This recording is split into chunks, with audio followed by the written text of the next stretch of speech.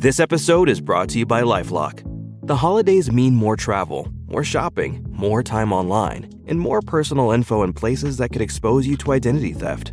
That's why LifeLock monitors millions of data points every second. If your identity is stolen, their US-based restoration specialist will fix it, guaranteed or your money back. Get more holiday fun and less holiday worry with LifeLock. Save up to 40% your first year. Visit LifeLock.com/podcast. Terms apply.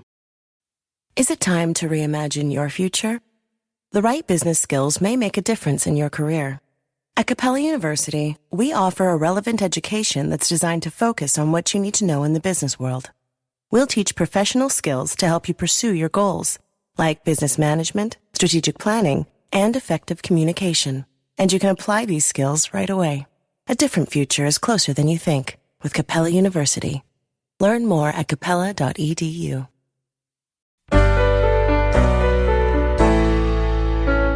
Welcome to Multiple Perspectives. I'm David Lofgren. If you're a regular listener to the podcast, you'll probably notice that the timing and the format of this show has shifted a bit.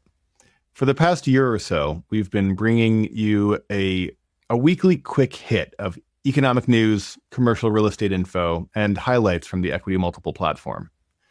Starting today, we're going to shift towards a different type of show, an interview format that will bring you conversations with people like you. Every other week, I'll sit down with a different guest to learn about their approach to personal finance, wealth building, and investing for the lives that we're living right now and for the lives that we want to be living in the future. If you liked the quick hit weekend view format, fear not, we're still delivering that type of content in our weekly roundup newsletter. Just head on over to equitymultiple.com and sign up today. In the meantime, I think you'll like what we've got in store. I know I do. Today, I'm excited to have Dr. Christopher Liu on the show. Dr. Liu is a physician turned financial freedom expert who redefined his financial future by achieving financial independence at age 29. And today, he is here to share how passive income and alternative investments can empower self-directed investors to break free from traditional career paths. Chris, welcome to Multiple Perspectives. Hey, David, thanks for having me. And I'm an avid fan of the show, and I'm really happy to offer value to the audience and really dive down into the questions. And I'm really excited. Awesome. Well, we're excited to have you here. Your journey from practicing physician to achieving financial independence at such a young age is pretty extraordinary. I'd like to dive into some of that journey, but first I'm just wondering if there are any specific sort of principles or practices that enabled you to break away from your traditional career at such an early age. Ultimately, from an early age, I understood the importance of money and wealth. And typically, some of those was really just kind of understanding how money works, how to grow it, how to save, how to invest it, how to protect it. And traditionally, how money was generated was through a job. And to me, it was always quality of life and freedom. So I always wanted to run my own shop, and I always wanted to control my own future, control my time, control my income, control where I lived, control who I worked with. And so those sort of mindsets really help set the stage for financial independence and financial freedom. So one thing that really helped me was always investing. So I've always been fascinated with how the ultra wealthy and how the ultra rich got to where they were. And one thing that they've always done is some of them started created businesses, but all of them invested in assets. So assets can be stocks, real estate, company, and they invested in themselves. That's been the greatest ROI. And some of them did that right off the bat, and some of them were lawyers, doctors, engineers, corporates that saved their money and invested it wisely. So that was kind of those types of mindsets where you have to take your earned income that you traded your time for money and put it into investing into assets that were growing and appreciating. So that's one of the key things that really helped set me apart from my cohorts and my colleagues. Interesting. Yeah, I think so often, we hear of physicians going into their career recognizing that, okay, there's this lag, right? All of your peers who aren't going into the medical field are going to be earning right out of grad school or right out of their education. and you guys still have more work to do, more education to go through before you finally start earning. You face some really sort of unique challenges. Were there any techniques that you used or any sort of strategy that you applied to those early years during school, before school, or immediately after that allowed you to get sort of a jump start on being, financially independent? Yeah, great question.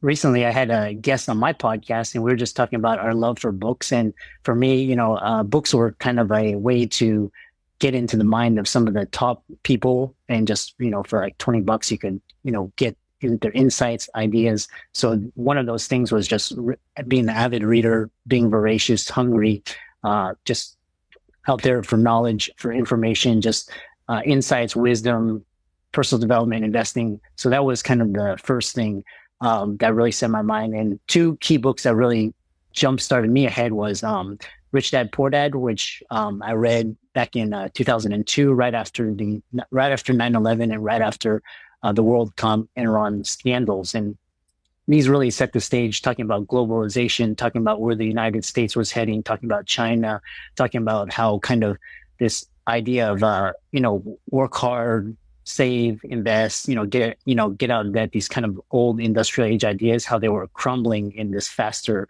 more novel information age. So Rich Dad, Poor Dad. Second book that really got me started was Getting Started in Options. So really I started beginning my investing and trading career as a medical student, just in my spare time. I was less interested in just partying, and I was more interested in just building side income and businesses in my free time. So I started right at the start of the bull market from '02 to about '06, '07, just investing in stocks, trading options. These were really great times to be trading and investing. So that was those two key books were.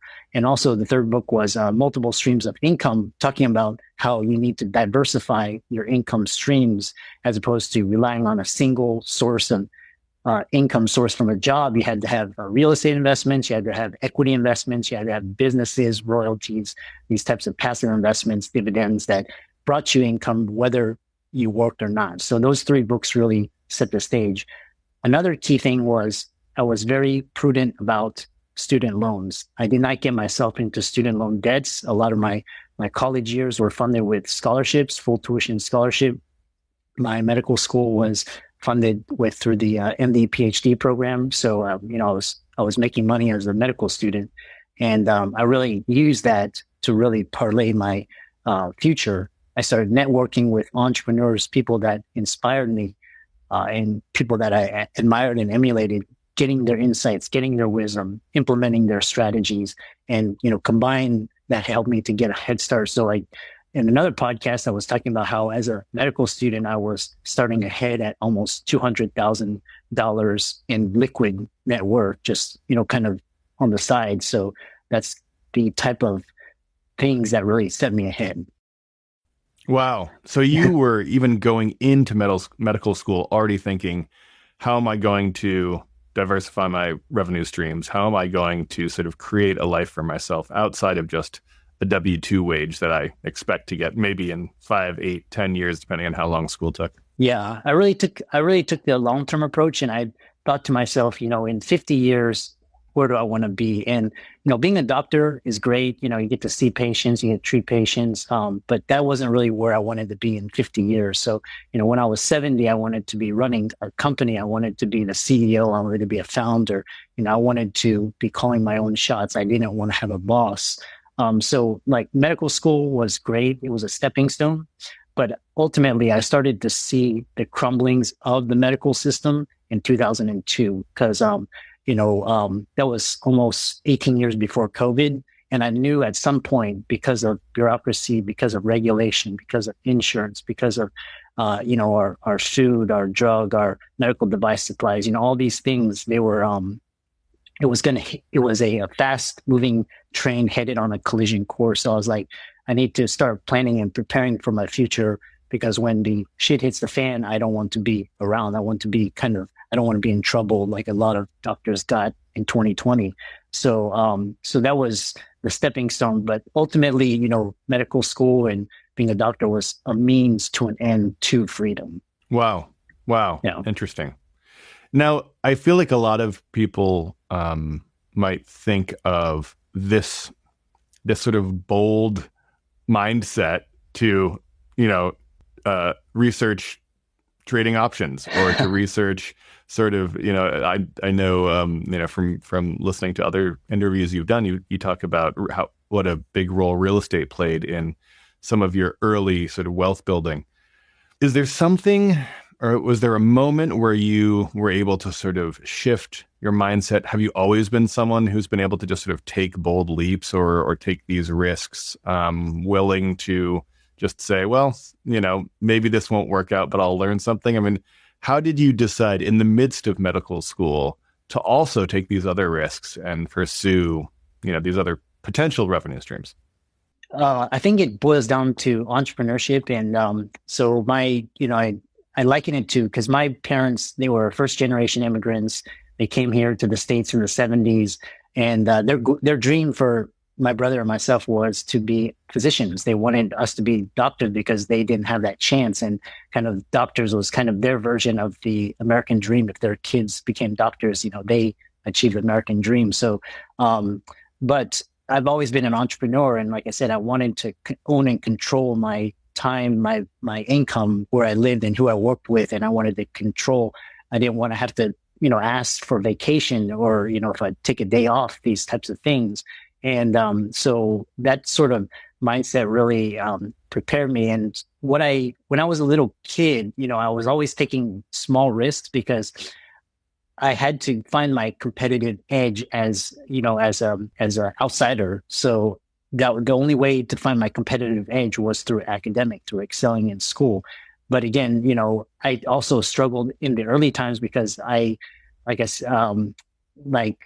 didn't want to have a boss and I wanted to call my own shots. So that rubbed some people the wrong way. So I had to learn how to fit into the system and navigate the system until I was able to achieve this sort of freedom. So I was taking very small risks, calculated risks. If the risk didn't pay off, it was okay. It wasn't these kind of this huge, gigantic risk. And so that ultimately led to me just learning and seeing and planning for my future. And the way I de-risked it was I didn't tell people I was learning about options, or I was just doing it quietly on the side. So, obviously nobody knows about it. Then, if you fail, then it's okay. And if you're a success, you just stay quiet. So I was able to build on tops of these small risks and these small freedoms and these small success and gradually build up and up and up. So, these big, bold leaps. So the biggest leap I ever took was in 2008, just kind of when I saw the real estate crash, and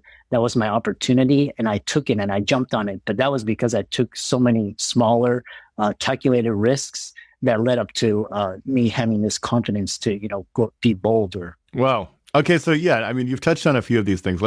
Maybe you can break down for us, sort of your trajectory step by step from being in med school, exploring, some of these investing options through, your early career as a physician investing in real estate. Just like for the listeners, help us understand, what was your path to this point where by, I think 29 is when you finally say, I feel like I'm truly financially independent.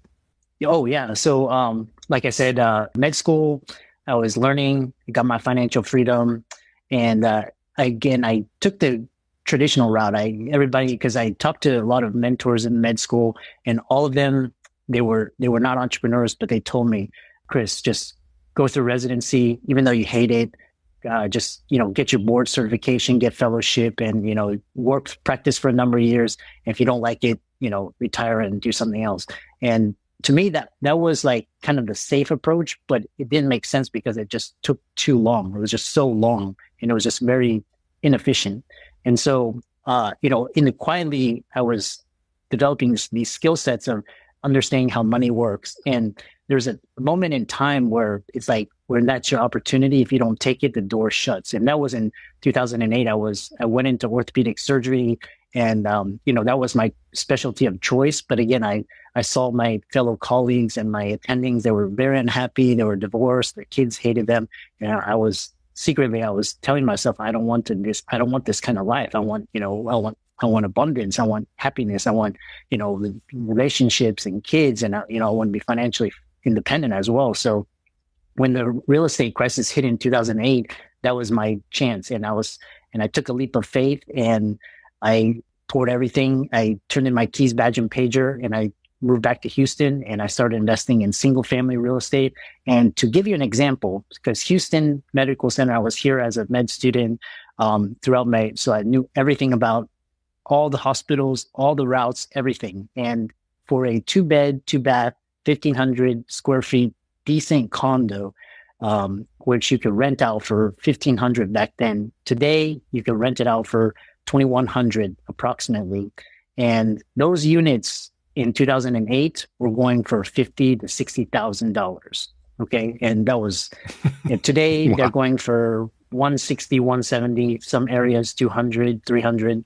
So, it was no brainer. I was like, if I could singularly focus on acquiring rental real estate, I could I could build my net worth. And from 2008 to 2016, I had become a multimillionaire and I was able to, I was financially free. So that's kind of my story. And then after that, I took a year off, traveled the globe, got really bored very quickly. So I needed another purpose. I needed another passion. So a lot of doctors were coming to me asking, how did I get financially free? Asking me about investment advice, talking about real estate, equities.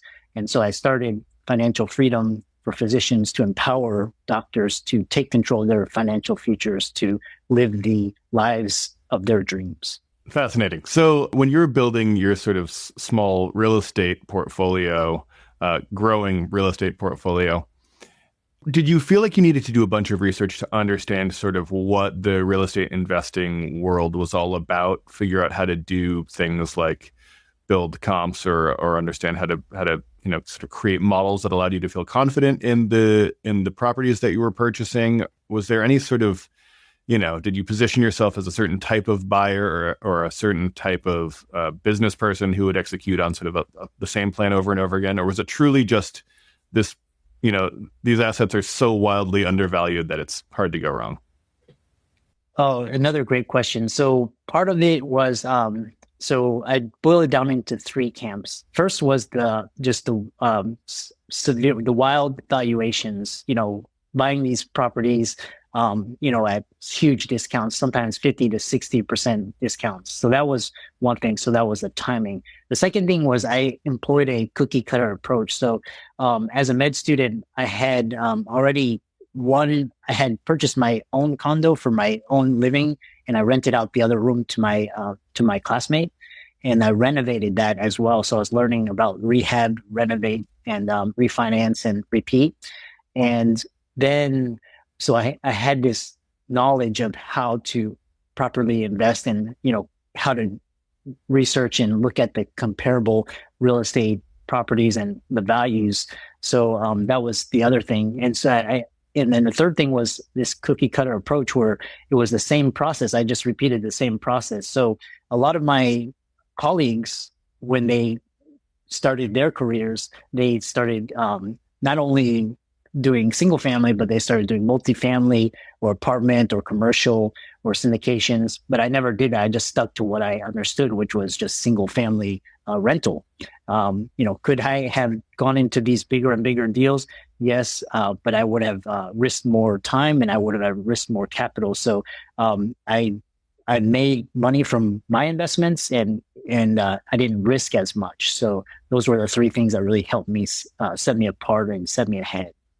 Were you worried at all going into single family in from what I understand is a single market, that you weren't sort of diversifying your investments in more ways? I mean, did it feel like a risk?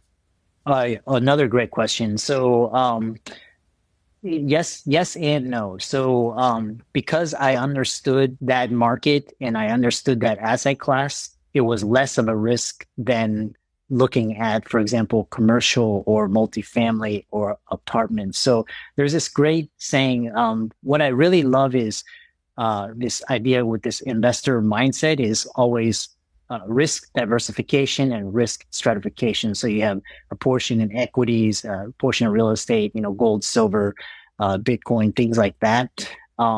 But as an entrepreneur, what makes you successful is your singular focus. So it's really different. So as an entrepreneur, you have to really singularly focus on that one thing, that skill that you are the best at, and just hone that in. Because if I had been spread out across all these different things, I wouldn't have been as successful. So that's kind of the oxymoron between entrepreneurship and investing. Right. Yeah, I mean, I am curious if you feel like real estate was something that you just sort of accidentally got into, or whether it's, it's just it's such a tangible asset that it's something that was sort of right in front of you, or if there's something particular that drew you to real estate as an asset class. Another great question. So I really got drawn to real estate in my early days. Now these days, I'm more interested in building and creating and starting business and buying businesses. But in my early days, I was drawn to real estate because all the wealthy people I talked to they had real estate as a component, and real estate as an asset class has always attracted those people with money, doctors, lawyers. And so that if I could do well, if I could understand that asset class, then I could be successful, because that's where most of the money is going. The second thing is it's a hard asset. So, if I acquired this property and I was, on time with the payments and everything, that was my property. I owned and controlled it. So I could use it for office space. I could use it for living space. I could rent it out. I could just, buy, I could renovate it.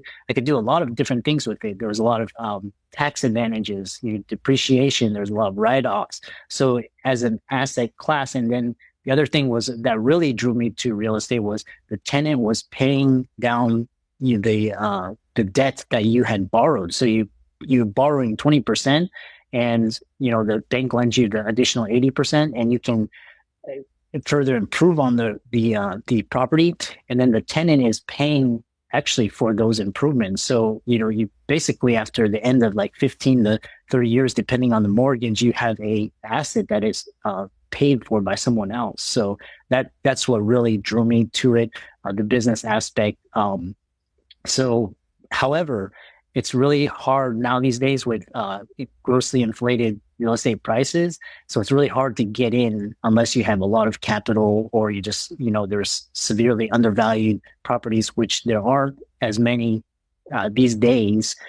So that's why I also looked into equities and options, because there I could start a brokerage account. I could fund it with a couple $1,000s. There was also margin trading, which I don't recommend, but that's just kind of the way you can look into it and kind of get your feet in and start excelling and start learning. So, sure.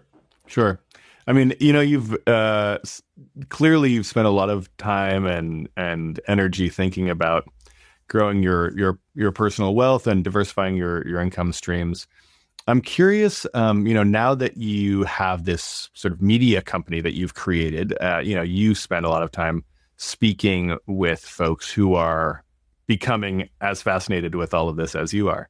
Yeah. Do you feel like there are specific aspects of this process that you find physicians need a little bit of help in? Or are there specific topics that you find yourself returning to over and over again, trying to help people understand how they can work towards getting some financial freedom? The number one question I get from clients, so I would, from 2016 to about 2022, I was doing a lot of coaching, and the number one fear from clients was, who am I going to be if I'm not a doctor? And so that's the one skill that doctors really struggled with is, transitioning, doing a non-clinical career, because the one fear that they always share with me was, I went through medical school residency, but I don't treat patients. And they feel that treating patients is the only thing you can do as a doctor. And what I want to emphasize is that being a doctor is a skill set. So you've taken your exams, you've gone through medical school, you've gone through training, you have all these skills, and you can transfer them into different avenues. So if you want to be a real estate investor, or you want to be an angel investor, or you want to be a public speaker, a coach, an author, a consultant, you can do all these things. And so that was one of the biggest struggles that doctors have when transitioning is, who are they without treating patients? So, on this podcast, a lot of, I read this recent statistic for a lot of, Stanford graduates. They don't do residency. They do startups, and they work for Silicon Valley, and they start their own companies. So same thing from people from the top schools. They go into consulting or work for Deloitte and things like that. So that would be my answer to your question. Sure. I mean, and you've done things like consult for medical technology companies as well, right? So you sort of maintain some of that identity as a medical professional while also leaning into your entrepreneurial spirit. Yeah, I really love that because I also did a 6-year stint in healthcare consulting, working with insurance companies, working as a healthcare IT consultant. And it really helped me to look at things through the lens of physicians. So whether or not they're at the behind the computer screen and they need somebody to help them efficiently document or put in orders, do it very efficiently and effectively, or think about just things from an insurance perspective. And so it helped me to step back and use my clinical knowledge and my clinical training background experience and help translate that into helping others in different situations and scenarios. So a lot of that was in the patient care setting, but sometimes it's not. Sometimes it's like with EMR or EHR or medical coding and billing, these types of things.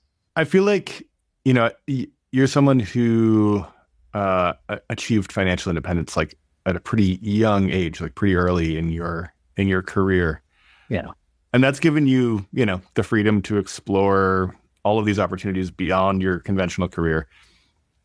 How do you think of the concept of freedom? Like what does it mean to you to actually be free from the sort of conventional constraints that most of us are working within? Yeah, I really love that question. So I talk about freedom is broken down into 4 components. The first is obviously it's emotional freedom. So you're healthy, you have positive, healthy relationships. You can contribute to the society. You're on your path and your purpose. You're giving back. So that's emotional. The second is time freedom. So time freedom is, for example, you'd be able to spend Thanksgiving with your family or Christmas with your family or New Year's. You have these options. A lot of my doctor colleagues, they don't have that option because they have to be on call during that time. And so their families miss them, or they miss their kids' soccer games or their daughter's weddings, these types of things. That can be, as doctors, you make a significant income, but if you don't have that time, you're not really free. So right, you either get Christmas or Thanksgiving, but you never get both, right? Yeah, exactly. So it's kind of like, why work so hard when you can't spend it or share with people you love and people that are significant others. And the third is location freedom. So you may be making $1 million a year, but you're in a city you hate, like horrible weather, it's just very expensive and just nothing to do.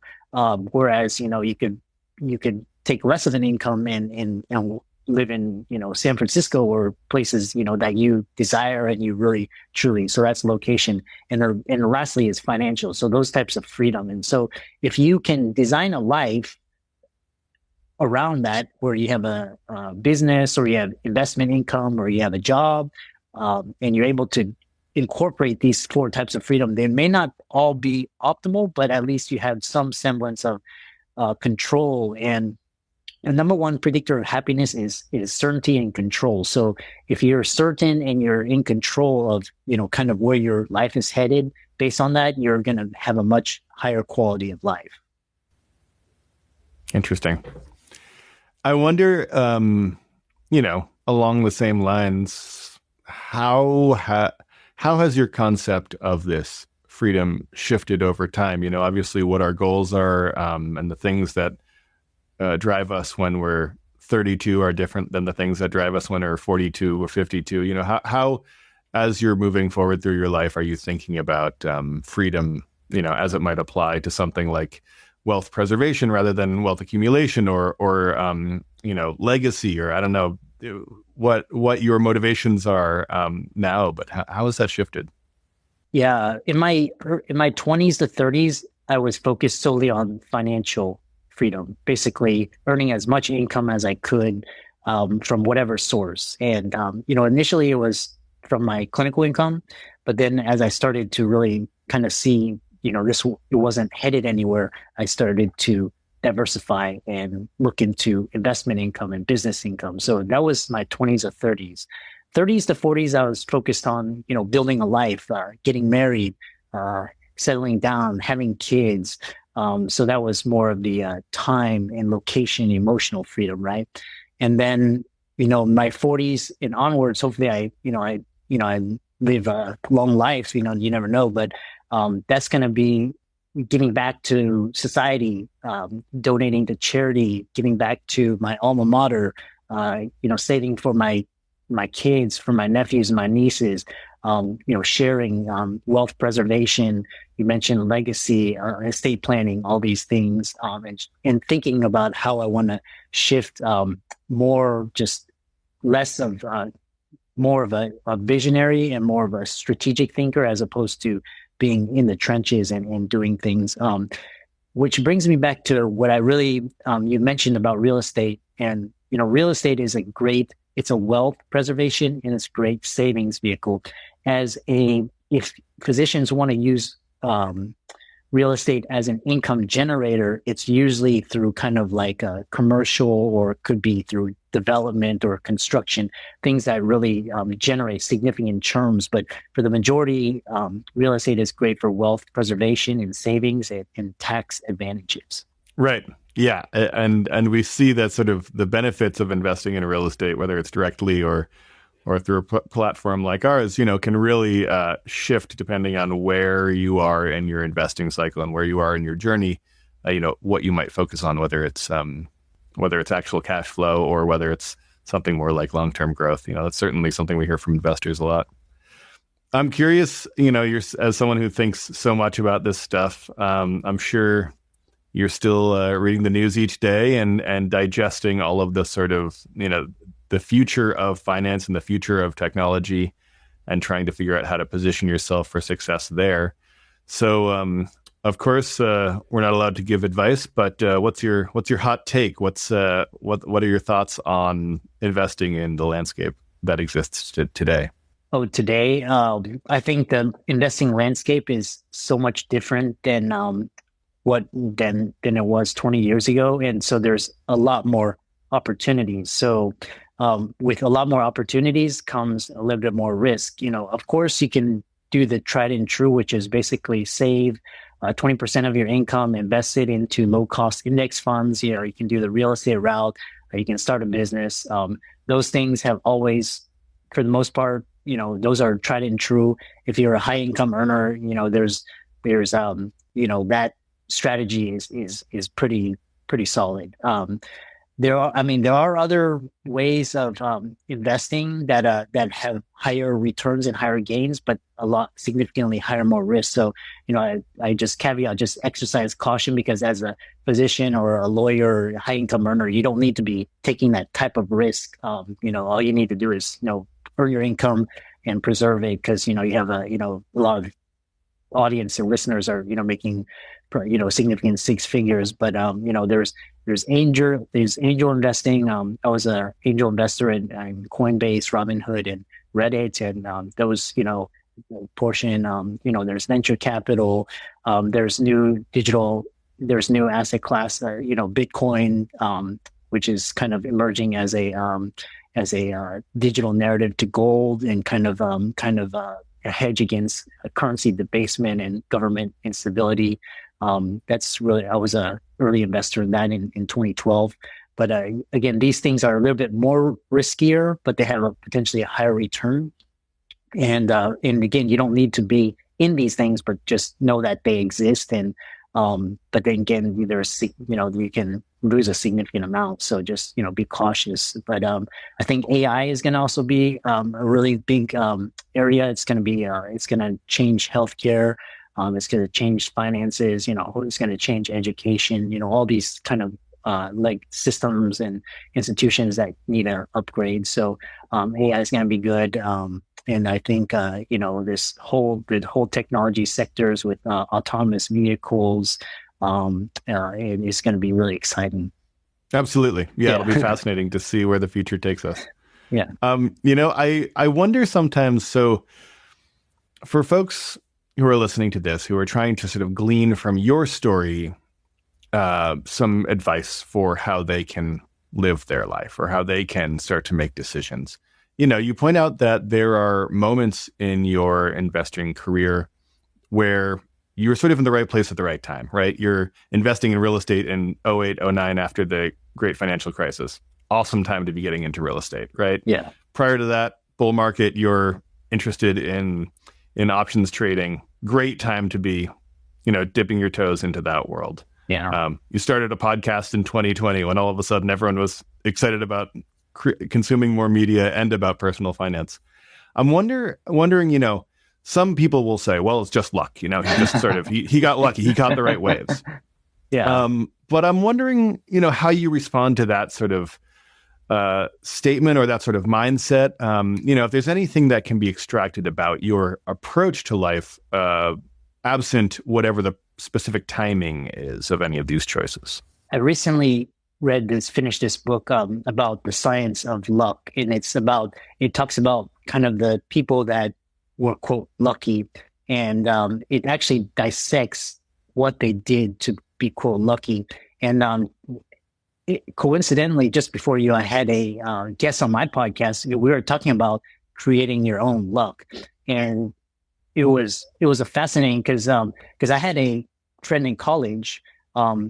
He started a company and he took it public during the pandemic. And I was dissecting his success, and I was like, did he get lucky? Like right timing, everything, just because majority of startups, they over 99% fail, right? But he took his company public, and I was just dissecting. I was like looking at my success, and a lot of it is when preparation meets opportunity. So a lot of times when you hear about luck, for example, like the market bull run or the '08 crash or kind of the COVID, like these periods, and when you hear about these successes, a lot of the people that got lucky were preparing decades before. Either they were learning, they were tinkering, they were doing things.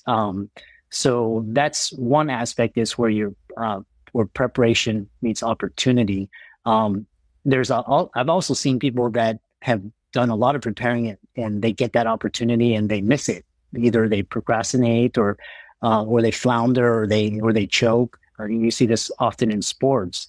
So, it's kind of like when you are prepared and your reticular activating system sees that opportunity, you have to execute. And so that's if you don't execute, you're not going to succeed despite all the work that you've done. So that's one thing. And the other thing is mindset, because I never considered myself lucky. I just always was looking at opportunities and how I could position myself to capture the upside, and always kind of, and I was always cognizant of minimizing the downside. So is that luck or is that a skill set? We can discuss networking, talking, just being open, friendly, agreeable, just giving value. These things open up more opportunities. So it's a combination of a lot of different skill sets, mindsets. I never think of things in terms of zero sum. I'm always thinking of everything is abundant, because money is energy. It's so, you get 10 times what you put out, and, we can all create our own wealth and all our own abundance. So, whereas some people see money as zero sum, it's like they lose $10, they give $10, they lose $10. So it's kind of this scarcity mindset type of thinking. So, it's really interesting because I always I look at some of the most successful Olympic athletes, and I'm like, did they get lucky, or is like, I'm always dissecting their success. So it's an interesting topic. Yeah, it's fascinating. Fascinating.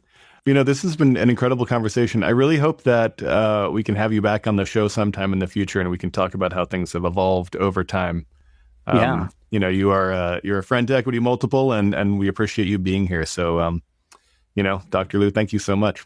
Yeah, thanks so much for having me, and congratulations on your podcast and keep up the great work, and congrats on your continued success. Thanks so much. If you want to find more from Dr. Christopher Liu, you can find him at Financial Freedom for Physicians. He's got his own podcast, so you can hear lots more from him there. Thanks again. Thanks, David. That's it for this episode of Multiple Perspectives. Thanks again to Dr. Christopher Liu for joining me.